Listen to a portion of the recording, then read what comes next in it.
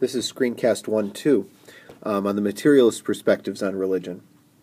So we were taking a look in the last screencast on the definition of religion, and one of the things that came out of it is the idea that religion is meant to tie us back to some ultimate reality, some God or transcendent power or something like that.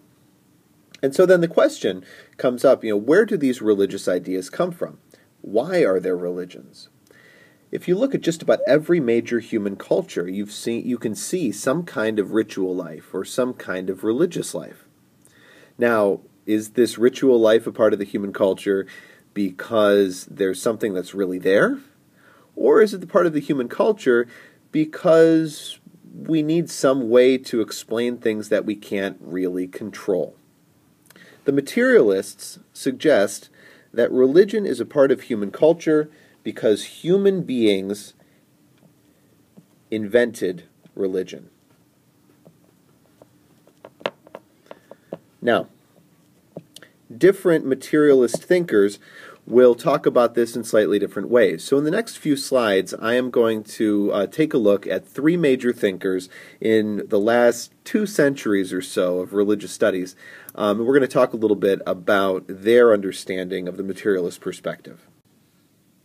The first figure I'd like to discuss is Ludwig Feuerbach. Feuerbach was an early 19th century philosopher of religion who argued that when we try to describe God, or we try to describe this transcendent power, really what we're trying to describe is something about ourselves. That basically what's happening is we want ourselves or our lives to be a certain way. And so we try to put those qualities onto this God out there somewhere. So we want to be powerful. We want power. And so we project a God that has all power. We want love, and we want to love. And so we project a God that has infinite love. We want knowledge. We want to know about our natural world, to be able to understand it and control it. And so we project a God that is omniscient, that has all knowledge. So in essence, God is a projection or an objectification of human qualities, which then we take and we bundle up into a concept of God and we worship it.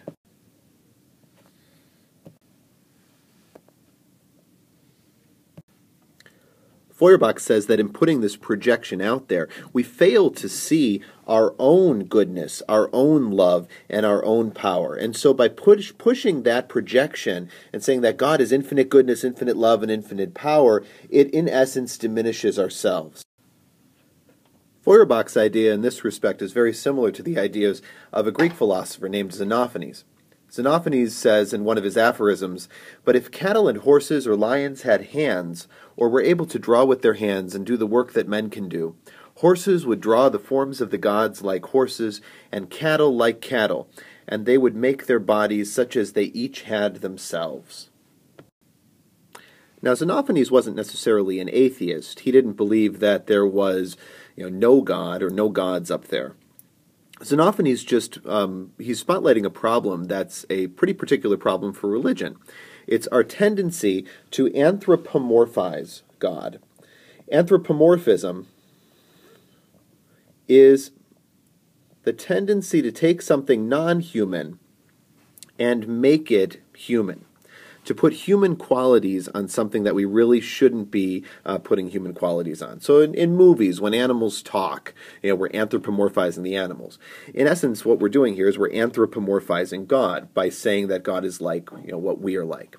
Feuerbach took this to an atheistic extreme. Xenophanes says this is just part and parcel of what religion does, and we've just got to be careful about it. The next materialist figure that I would like to discuss is Karl Marx. Karl Marx was the 19th century author of the Communist Manifesto and Das Kapital. He was the founder of Marxism or communism, and he believed that religion springs from, like all other aspects of social structure, from our economic framework. Your text says that in Marx's view, religion's origins lie in the longings of the oppressed. It may have developed from the desire to revolutionize society and combat exploitation, but in failing to do so, it became otherworldly, an expression of unfulfilled desires for a better, more satisfying life. Here's a quote from Marx. "Man makes religion. Religion does not make man. The religious world is but the reflex of the real world. Religion is the sigh of the oppressed creature, the sentiment of a heartless world, and the soul of soulless conditions. It is the opium of the people." So what does Marx mean by saying that religion is the opium of the people? Well, religion is a kind of a sedative, just like opium. Opium makes you feel better when you really ought to be in pain. Religion makes you feel better when you really ought to be in pain. Marx believed that people would be more willing to go along with the oppression that they were facing if they have religion to make them feel like they're going to have something better in the end. If you're waiting for some kind of heaven or some kind of paradise at the end of your life, then you'll be willing to go through all kinds of trials and tribulations in order to get there.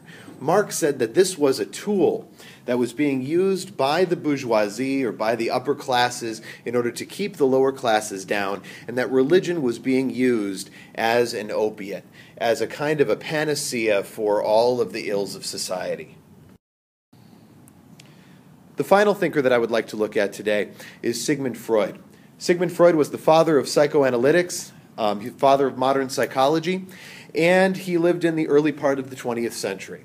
Sigmund Freud believed that religion was a creation of our minds in order to combat a number of neuroses that we feel. Every human being has fundamental questions about the universe and their role in it.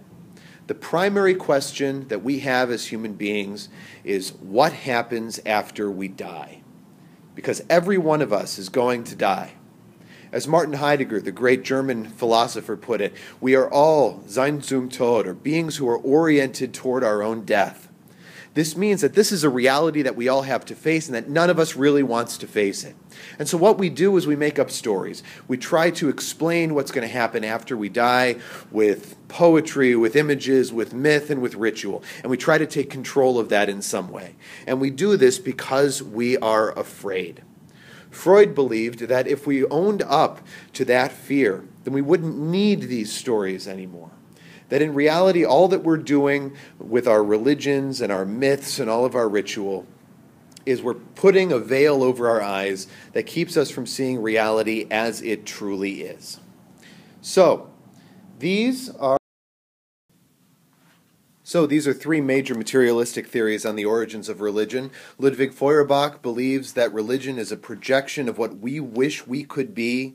Marx believes that religion is a tool that's used to oppress the poor and the oppressed, to make them wish and desire for a better life later, rather than standing up to their problems right now. And Freud believes that religion is the product of deep-seated psychological fears and neuroses.